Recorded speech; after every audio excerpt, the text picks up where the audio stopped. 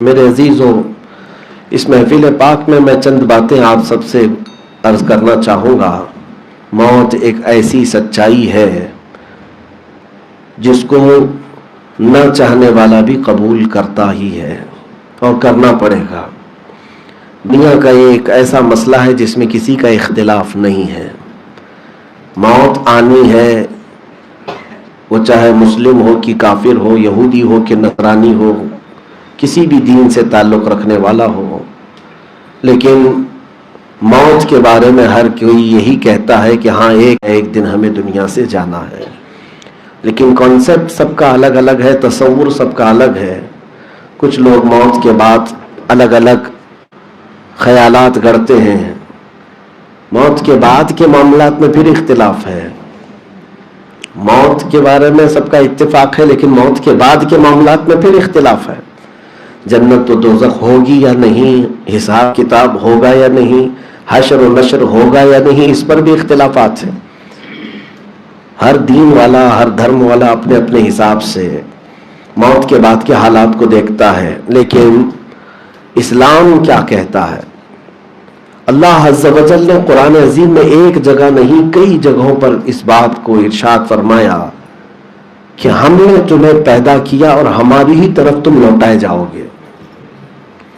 آپ کو پتا ہے جب ہم اپنی میتوں کو دفن کرتے ہیں قبر میں، تو میت کو رکھنے کے بعد مٹی دینے کا جو سنت طریقہ ہے، وہ یہ بزرگوں سے بھی سنتے ہوں گے یا قبرستان میں یہ آیت آپ بلند آواز سے سنتے ہوں گے، منہا خلقناکم وفیہا نعیدکم ومنہا نخرجکم تارۃ اخری۔ کیا مطلب ہے اس کا؟ اس کا مطلب کیا ہے؟ اگر اس کا ترجمہ بتاؤں تو سمجھ میں آ جائے گا۔ مٹی ہاتھ میں آپ اٹھاتے ہیں، جیسے ہی مٹی ہاتھ میں آئی تو مٹی کو دیکھ کر کے ہی آپ یہ پڑھتے ہیں۔ اس کا ترجمہ یہ ہے، اللہ فرماتا ہے اسی سے ہم نے تم کو پیدا کیا ہے۔ کس سے؟ اس مٹی سے۔ منہا خلقناکم، اسی سے ہم نے تم کو پیدا کیا، وفیہا نعیدکم، اور اسی میں ہم تمہیں لوٹائیں گے۔ بات صحیح ہے، ہم اسی سے بنے اور جا کہاں رہے ہیں؟ اسی مٹی میں۔ اللہ فرماتا ہے اسی سے ہم نے تم کو پیدا کیا اور اسی میں ہم تم کو لوٹائیں گے۔ وَمِنْهَا نُخْرِجُكُمْ تَارَةً أُخْرَى، پھر ایک مرتبہ اسی سے ہم تم کو دوبارہ اٹھائیں گے، پھر ہم تم کو اسی مٹی سے دوبارہ اٹھائیں گے۔ اس انسان کی زندگی کی حقیقت اتنی ہی ہے، ایک مشت خاک۔ ہماری حیثیت اتنی ہے کہ ایک مٹھی بھر مٹی۔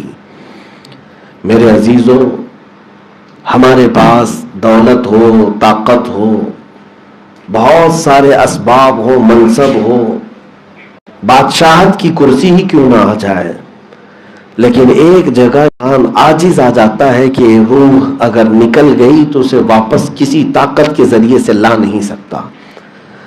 اگر نکلی ہوئی روح کو جسم میں دوبارہ لوٹانا ممکن ہوتا تو دنیا کے بڑے بڑے دولت مند اس پر پیسہ خرچہ کرتے اور کبھی مرنا پسند نہیں کرتے۔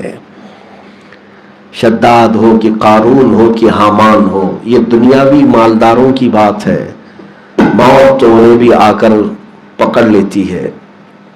میرے عزیزو، قرآن میں اللہ فرماتا ہے اینما تکونوا یدرککم الموت ولو کنتم فی بروج مشیدہ، تم جہاں کہیں پر بھی جاؤ، چاہے مضبوط محل میں کیوں نہ بیٹھو، موت تمہیں آ کر پکڑ لے گی۔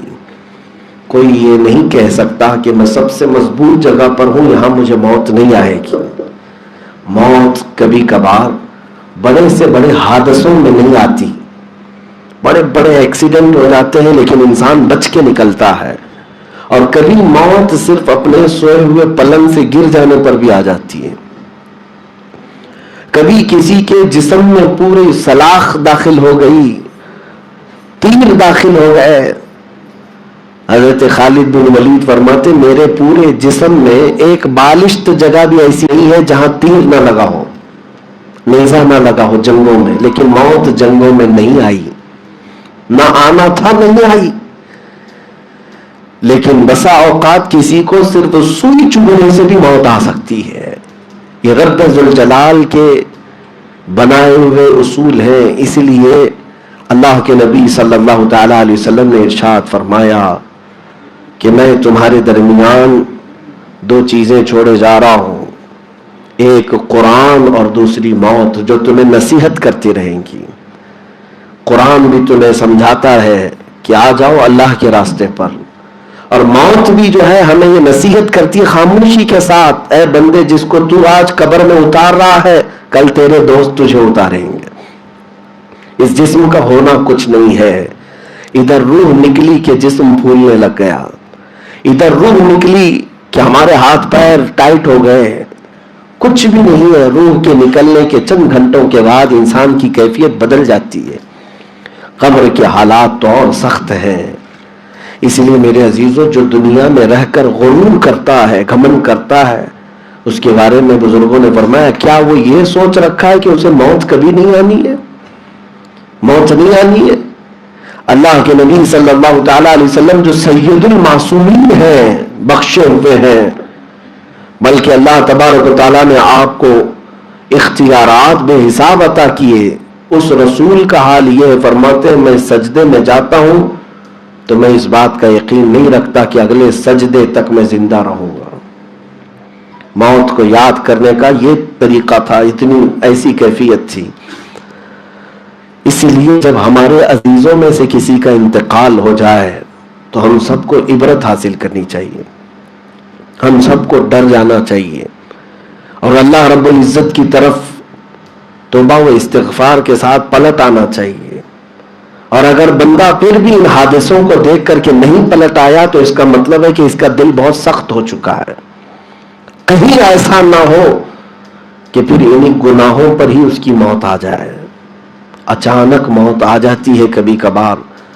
اس لیے فرمایا بزرگوں نے کہ جب بھی رات کو سو تو توبہ کر کے سو، کلمہ شہادت پڑھ کر کے سو، ایمان لا کر کے سو.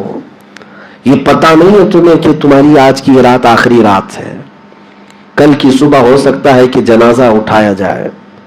کیا ہم نہیں دیکھتے کہ صبح جو ہمارے ساتھ دسترخوان پر بیٹھا تھا وہ رات کے وقت قبرستان میں ہے؟ بس تھوڑے سے گھنٹوں کے فرق کے بعد دنیا بدل جاتی ہے، دنیا بدل جاتی ہے. جس کے ساتھ ایک دن پہلے ہم ہنسی مذاق کر رہے تھے، گفتگو کر رہے تھے، دوسرے دن پتہ چلا کہ وہ خاموش سو چکا ہے، ہلانے سے بھی نہیں ہلتا، اب بات چیت بند ہو چکی ہے. تو کیا یہ عبرت کے لیے کافی نہیں، ہم سب کو ہلا دینے کے لیے کافی نہیں ہے؟ کون کہتا ہے کہ موت صرف بڑھاپے میں آتی ہے؟ کون کہتا ہے کہ 70-80 سال کا ہونے کے بعد ہی موت آئے گی؟ ہم نے بھری جوانی میں بھی جنازوں کو جاتے ہوئے دیکھا ہے. میتیں چھوٹی عمر میں بھی اٹھتی ہوئی ہم نے گھروں سے دیکھا ہے. اس لیے موت کی کوئی عمر نہیں ہے، موت کی کوئی عمر نہیں ہے. قرآن میں اللہ نے فرمایا الذی خلق الموت والحیات لیبلوکم ایکم احسن عملا، سورہ ملک کی آیت ہے. ہم نے موت اور زندگی اس لیے بنائی ہے تاکہ تمہیں آزمائے تم میں اچھے عمل والا کون ہے. تمہاری آزمائش کے لیے ہے یہ. اب تمہارے امتحان کی گھڑی یہ چل رہی ہے اور امتحان ختم ہو جاتا ہے کب؟ کبھی آپ اپنے اسکول کے زمانے میں یا اگر کالج پڑھے ہوں تو کالج کے زمانے میں، دیگر اداروں میں جب ایگزام لکھنے کے لیے بیٹھے ہوتے ہیں آپ کے ہاتھ میں پرچہ دیا جاتا ہے، کہا جاتا ہے 3 گھنٹے کا ٹائم ہے، 3 گھنٹے کا ٹائم ہے، آپ اپنا پرچہ جلدی سے لکھ لو. آپ اس میں لکھتے رہتے اچانک وقت ختم ہونے کی گھنٹی بجنے لگتی ہے اور کہا جاتا 8 سے 11 بجے تک کا تھا، 10 سے 1 بجے کا تھا ٹائم. ہم بھی بہت سارے امتحانات میں بیٹھے، لیکن جہاں سوئی اخیر وقت آتی ہے گھبراہٹ بڑھ جاتی ہے. ابھی اگر جواب مکمل نہیں ہوا تھا تو گھبراہٹ بڑھتی ہے، اور جو سارا لکھ چکا ہے وہ تو ٹائم کے انتظار میں بیٹھا رہتا ہے کہ مجھے اٹھنا ہے. اور جس کا امتحان میں کچا تھا، جوابات نہیں لکھا تھا، وہ 3 گھنٹے ٹائم پاس کرتا اور پھر آخری گھڑی میں پھر یہ سوچتا کچھ تو آ جائے دماغ میں اور لکھ ڈالوں. اس کے بعد پھر وہ وقت بھی آتا ہے کہ پکارنے پر کہ ٹائم ختم ہو گیا، ٹیچر پکار رہا ہے، گارڈ پکار رہا ہے، ایگزامینر پکار رہا ہے کہ اپنے پرچے جمع کرو، لیکن یہ جمع کرتا نہیں جلدی. سوچتا ہے کہ تھوڑا اور ٹائم مل جائے, سامنے والوں کے پرچے وصول ہو جائیں, پھر میں پیچھے سے لاسٹ میں دے دوں گا. یہ سب کی کیفیت ہے. سوچتے ہیں تھوڑا ٹائم بچا لیں, پھر خود سے بڑھ کر کے جا کر جمع تو نہیں کیا پرچہ, وقت اوور ہو گیا تو ایگزامینر سر پہ آ کے کھڑا ہو گیا. ایگزام میں جو گارڈنگ کے لیے تھا ٹیچر, وہ سر پہ آ کے کھڑا ہو گیا اور پرچہ چھین لیا. پرچہ چھین لیتا اور کہا کہ ہو گیا ٹائم آؤٹ. اس کے بعد وہ پرچہ جب لے کر کے جاتا ہے تو کئی چیزیں دماغ میں آنے لگتی ہیں. ارے اس کا جواب یہ بھی تھا, اس کا جواب یہ بھی تھا. تم جا کر کے الجھنے لگتے ہو کہ گارڈ سے یا پھر جو اسکواڈ ہوتے ان سے یا پھر ٹیچر سے, پلیز تھوڑا 2 منٹ پرچہ مجھے واپس دے دے, میرے دماغ میں جواب آ گیا ہے. جواب کیا کہا جاتا ہے؟ Time is over. آپ کا وقت مکمل ہو چکا ہے, اب آپ کا لکھنا کام نہیں آئے گا. میرے عزیزوں, یہ دنیا کے امتحانات دینے والے عبرت حاصل کریں. اللہ تبارک و تعالیٰ نے تمہیں زمین پر اتارا ہے ایک مقررہ وقت کے لیے, اور فرمایا ہے ہر ایک کو ایک مقررہ وقت تک یہاں جینا ہے. اور تم اپنے اعمال سے امتحان دے رہے ہو, اور اگر تم نیکیوں میں پکے تھے تو انتظار کرتے ہو کہ ٹائم کب ختم ہو رہا ہے, میں اپنے رب سے ملاقات تو کر لوں. لیکن جب دنیا داری میں ایسے مصروف تھے تو جانا پسند نہیں کرتے. اللہ کی بارگاہ میں جانے کی بات آئے تو لوگ ڈر بھی جاتے ہیں. کہتے تو ہیں کہ ایمان پہ موت ہو. ایک حاجی صاحب حج پہ جا رہے تھے, کئی سالوں پہلے کی بات ہے, تو کہا کہ حضرت دعا کیجئے. ہم نے کہا اللہ مدینے میں موت عطا فرمائے. کہا ارے حضرت اتنی جلدی کی بات نہیں ہے, ابھی آپ یہ دعا کیوں کر رہے ہیں؟ یعنی یہ تمنا بھی ہے کہ مدینے میں مرنا ہے, لیکن یہ نہیں کہ اتنی جلدی مرنا ہے. اگر امتحان ہو چکا ہے تو موت اب کیا تب کیا. اگر تم پریپیئر ہو اللہ کی بارگاہ میں جانے کے لیے تو پھر وقت کا کچھ نہیں. اسی طرح میرے عزیزوں, زندگی جب ختم ہونے پر آتی ہے, اچانک ملک الموت گھر پر آ جاتا ہے. موت کا فرشتہ آتا ہے اور پھر تم سے کہا جاتا ہے چلو تمہارے رب کی طرف تمہیں چلنا ہے. کچھ لوگ اس وقت ہاتھ پیر مارتے ہیں کہ ابھی نہیں جانا, ابھی نہیں جانا, لیکن ان کا ہاتھ پیر مارنا نہیں سنا جاتا. اور پھر فرشتہ ان کی روح قبض کرتا ہے. یہاں تک کہ قرآن پاک میں ہے, وہ کہتے ہیں نرد نعمل, یعنی اگر ہمیں لوٹا دیا جائے تو ہم عمل کریں گے اس سے اچھا جیسے پہلے کرتے تھے. لیکن اللہ تعالیٰ فرماتا ہے اگر میں ان کو زندگی دے بھی دوں گا تو یہ اچھا عمل نہیں کریں گے, وہی کریں گے جو پہلے کرتے تھے. بھول جائیں گے, بھول جائیں گے. لیکن فرشتہ یہ کہہ کر کے جاتا ہے کہ ٹائم از اوور, تمہارا وقت ختم ہو چکا. میرے عزیزوں, وہ وقت ہمارے ساتھ بھی آنے والا ہے, آپ کے ساتھ بھی آنے والا ہے. اچانک ایک دن تم سے کہا جائے گا کہ چلو اپنے پالنے والے کی طرف, پلٹو اپنے رب کی طرف. یا ایتھا النفس المطمئنہ ارجعی الی ربک راضیۃ مرضیہ. یہ تو پاکیزہ جان کے لیے قرآن نے کہا ہے, اے پاکیزہ جان والے آجا اپنے رب کی طرف خوشی بخوشی. فادخلی فی عبادی وادخلی جنتی. اللہ فرماتا ہے میرے بندوں میں شامل ہو جا, میری جنت میں داخل ہو جا. مرنے سے پہلے کچھ لوگوں کو یہ پکارا جاتا ہے, لیکن حدیث پاک میں یہ بھی ہے کچھ لوگوں کو مرنے سے پہلے آواز ایسی بھی آتی, یا ایتھا النفس الخبیثہ, اے خبیث جان کے مالک, اے بری روح کے مالک, برے جسم میں تو تھی, نکل جا اپنے جسم سے. اور مجبور ہو کر کے نکل, خوشی سے تو نہیں نکلے گی, دنیا سے تجھے جانے کی خواہش ہی نہیں ہے. یہاں تک کہ فرمایا گیا کہ فرشتے اس کے پیچھے کے حصے پر کوڑے مارتے رہتے ہیں روح کو نکالنے کے لیے. یضربون وجوہہم وادبارہم. قرآن میں اللہ نے فرمایا کہ فرشتے ان کے چہروں پر مارتے ہیں اور پیچھے کے حصے پر مارتے ہیں روح کو نکالنے کے لیے. نکل جا خبیث روح کو. خبیث روح کا مطلب गुनहगारों की रूह निकालने से पहले फरिश्ते मारते हैं, चेहरे पर भी मारते हैं और पीछे के हिस्से पर भी मारते हैं, और फिर कहते हैं ज़ूक़ू अज़ाब अल-हरीक़, जलने वाला अजाब तुम्हारे इंतजार में है, चखो अब अजाब। तो ये दोनों तरह की मौतें आएंगी, ये फैसला तुम्हारे पास है। अगर नेकियों की जिंदगी गुजारते रहे तो रब तबारक व तआला नेक बंदों में तुम्हें शामिल करेगा, अपनी जन्नत में दाखिल करेगा। और अगर नहीं बदले अपनी जिंदगी को तो उस वक्त का इंतजार करो जब अजाब के फरिश्ते आएंगे और तुमसे कहेंगे निकल जाओ मजबूरी से इस जिस्म से, अल्लाह के बंदों से दूर और उसकी जहन्नम में दाखिल हो जाओ। अब मौत की कुछ कैफियत में हदीसों में जो पढ़ा वो आपके सामने रखता हूं।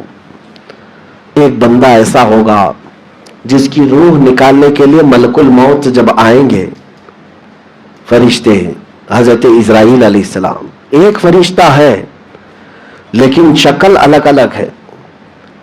कुछ लोगों की रूह निकालने के लिए जब वो आते हैं तो इतनी भयानक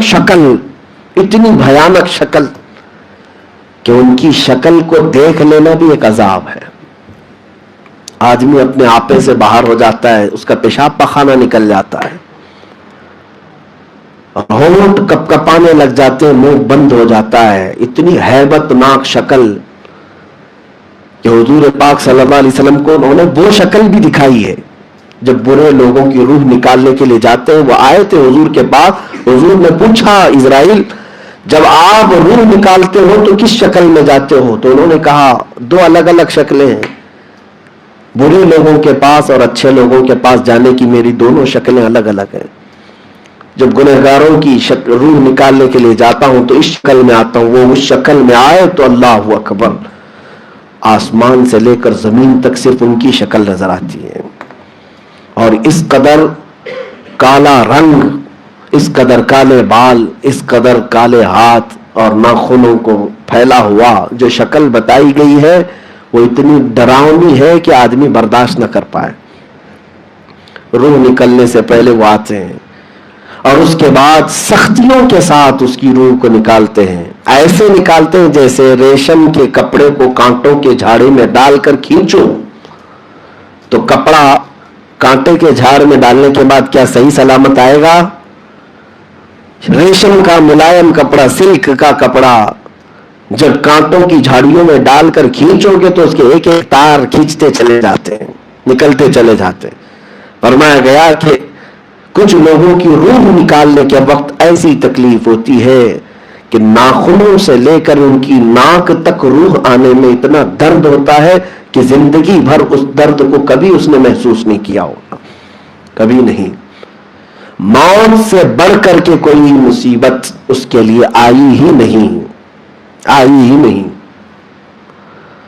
और फिर उसकी रूह को फरिश्ते मार मार करके ले जाते हैं, चल दोज़ख की तरफ, तेरे लिए दोज़ख का दरवाजा खुला है। और उसके लिए अजाब के फरिश्ते पहले से तैयार होते हैं, अजाब अजाब अजाब। लेकिन साथ में मेरे आका की बारगाह में उन्होंने अर्ज किया कुछ बंदे वो हैं जो रहमान की रजा में जिंदगी गुजारते थे, डरा करते थे, खौफजदा रहते थे, और अल्लाह ने उनके मरने से पहले उन्हें तौबा की तौफीक भी दी, ईमान की हालत में दुनिया मुकम्मल किया। तो उनकी रूह निकालने के लिए जब आते हैं तो उन्होंने वो शक्ल भी हुजूर को दिखाई। मेरे आका की बारगाह में वो आए तो इतने हसीन और जमील थे, इतने खूबसूरत कि उनको देखना भी एक नेमत है। मलकुल मौत इज़राइल को इतनी खूबसूरत शक्ल में आए, निहायत सफेद लिबास, चमकता हुआ चेहरा, खुशबुओं से भरे हाथ। कहते हैं कि जब नेकों की रूह निकालने के लिए जाता हूं तो इस शक्ल में जाता हूं, और फिर जब रूह निकालते हैं तो किस कैफियत में, कैसे खींचते हैं उसके जिस्म से? कहा गया ऐसे जैसे गूंदे हुए मैदे के आटे में कोई लंबा बाल फंस गया हो तो बाल को आटे से कैसे निकाला जाता है, ऐसे नेकों की रूह को उनकी जिस्म से निकाला जाता है। इतनी आसानी से उनकी रूह को कब्ज किया जाता है। और उसके बाद वो रेशम का एक कपड़ा लाए होते हैं, उसमें रूह को रखते हैं और अल्लाह की बारगाह में इज्जत के साथ ले जाते हैं, इज्जत के साथ ले जाते हैं और कहते हैं कि मौला तेरा वो नेकोकार बंदा तेरे दरबार में हाजिर आया, फिर उसके लिए कहा जाता है कि इसके लिए जन्नत की खिड़कियां खोल दो, इसके लिए जन्नत की खुशबुएं आरास्ता कर दो। मेरे अजीजों, मौत दोनों तरह की है। ये आप सोचें कि किस तरह मरना चाहते हो। मरना तो है, पक्का है। तुम आज 1000 भाग लो, 1000 इलाज कर लो, मरना तो है। क्या क्या कर लोगे, क्या क्या कर सकते हो कर लो, कहां कहां भाग सकते हो भाग लो। मौत तो आनी है, मौत आनी है। बड़े बड़े बादशाहों को इस मौत के फरिश्ते ने नहीं छोड़ा, बल्कि मेरे अजीजों, अल्लाह रब्बुल इज्जत की बारगाह में अगर सबसे ज्यादा करीब कोई है तो अल्लाह के अंबिया है, मुरसलाने इज़ाम, रसूलाने इज़ाम है। जब अल्लाह के सारे रसूल और सारे नबी मौत का मजा चख चुके तो फिर दुनिया में अब कोई बचता नहीं। ताकत तो छोड़ो, अल्लाह की महबूबियत के बाद भी उन्हें इस रास्ते से गुजरना हुआ, इस रास्ते से गुजरना हुआ। हज़रत मूसा अलैहिस्सलाम के मुतालिक एक रिवायत मिलती है कि उनकी उम्र हो गई थी काफी, तो इजराइल अलैहिस्सलाम उनके पास आए, कहा कि अल्लाह के नबी आप इजाजत दें, आपकी रूह कब्ज करूं। नबियों की बारगाह में वो इजाजत लेकर रूह कब्ज करते थे, उनका एहतराम था। हजरत मूसा अलैहिस्सलाम ने एक तमाचा उनको लगा दिया, और ये भी आम आदमी की बात नहीं, ये नबियों का इख्तियार है, नबियों का इख्तियार। और ऐसे कि मलकुल मौत इजराइल की आंख बाहर आए, वो वापस अल्लाह की बारगाह में चले गए। मौला, तेरे उस नबी के दरबार में गया था, रूह कब्ज करने के लिए तमाचा लगा दिया, मैं क्या करूं, मैं तेरे हुक्म का पाबंद हूं। रब ताला ने फरमाया, ए इजराइल, जाओ मेरे नबी मूसा से कहो एक घने बालों वाला बकरा ले लें और उसकी पीठ पर हाथ रखें, उनके हाथ के नीचे जितने बाल आएंगे उतने साल उनकी उम्र बढ़ा दी जाएगी। इजराइल अलैहिस्सलाम दोबारा आए, मूसा अलैहिस्सलाम की बारगाह में एक बकरा लेकर के खुद ही आए। कहा, अल्लाह के नबी, अल्लाह का हुक्म है, इस घने बालों वाले बकरे के पीठ पर आप हाथ रखें, जितने बाल आपके हाथ के नीचे आएंगे अल्लाह उतने साल आपकी उम्र और बढ़ा देगा, उतने साल और लंबी। ये हमारे तुम्हारे चाहने से तो नहीं होना है, नबी के लिए इतनी मोहलत थी। मूसा अलैहिस्सलाम ने फिर कहा, मैं अपने रब से बात करता हूं। अल्लाह अज़्ज़ व जल की बारगाह में कलाम करते हुए, मुनाजात करते हुए कहते, ऐ मौला, जब उतने साल भी गुजर जाएंगे तब क्या होगा? यानी हाथ के नीचे जितने बाल आए उतने साल अगर तू मुझे हयात देता है, जिंदगी देता है, वो सारे साल गुजर जाने के बाद क्या होगा? रब ताला ने फरमाया, मूसा, मौत आएगी, मौत आएगी। यह और बात है कि लंबा समय, लंबा वक्त तुम्हें दिया जाएगा, लेकिन मौत आनी है। मूसा अलैहिस्सलाम ने कहा, अच्छा, मौत उसके बाद भी आएगी, बच तो नहीं सकते। तो इजराइल अलैहिस्सलाम जो फरिश्ते हैं मौत के, उनसे कहा कि ए इजराइल, मुझे बैतुल मुकद्दस से करीब कर दो। बैतुल मुकद्दस से करीब हो गए, अल्लाह ने जमीन को समेट दिया और मूसा अलैहिस्सलाम बैतुल मुकद्दस के करीब आ गए। फिर मूसा अलैहिस्सलाम कहते हैं, जब मौत आनी ही है तो अब क्या, तब क्या, अभी रूह कब्ज कर लो। जब जाना ही है दुनिया से, इतने साल जीने के बाद भी जाना है, तो फिर अभी रूह कब्ज कर लो। तो हजरत इजराइल ने मूसा अलैहिस्सलाम की रूह को कब्ज किया।